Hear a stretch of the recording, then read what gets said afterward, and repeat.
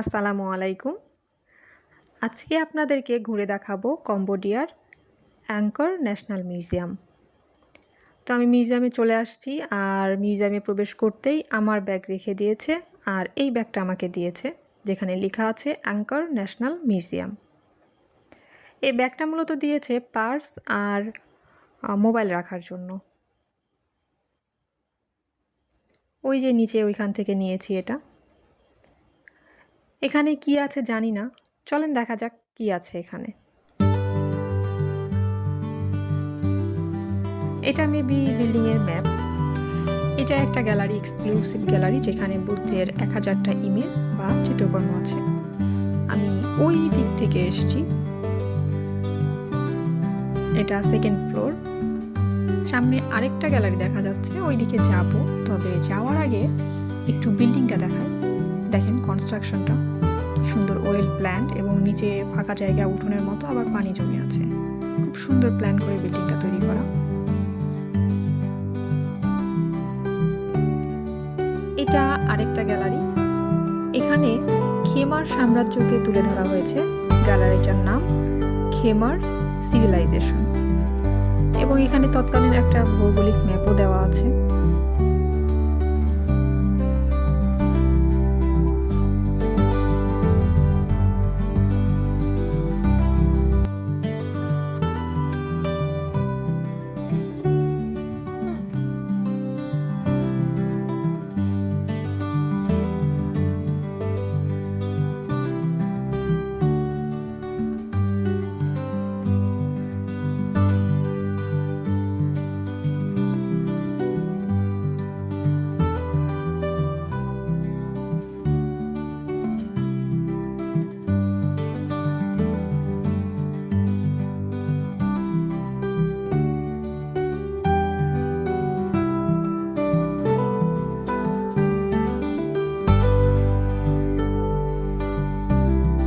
এই খেমার সাম্রাজ্য বা খেমার সভ্যতাটা 1500 শতাব্দীর দিকে ধ্বংসপ্রাপ্ত হয়।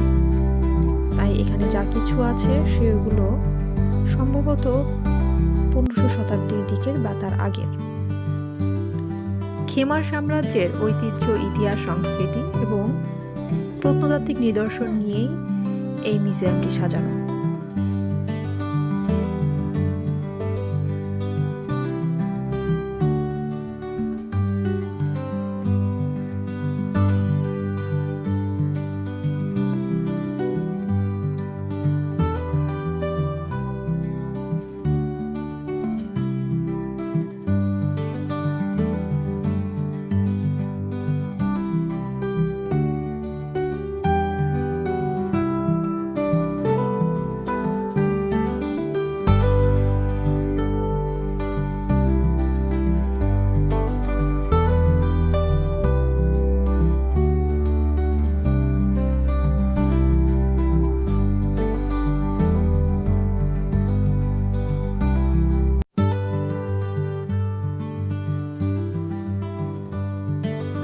প্রতি বছর অনেক টুরিস্ট আসে এখানে এই ন্যাশনাল মিউজিয়ামটা দেখতে এবং অ্যাংকর ওয়াট বৌদ্ধ মন্দির দেখতে।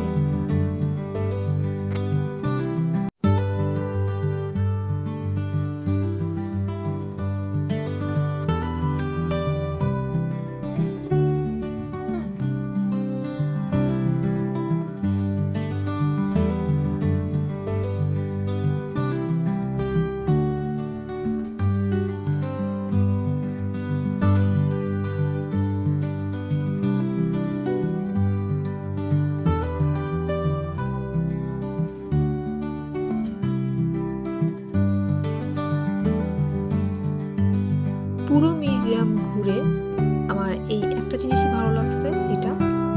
এটা হচ্ছে পিওর সিল্কের উপরে নকশি কাজ করা, যেটাকে আমরা কাঁথা স্টিচ বলে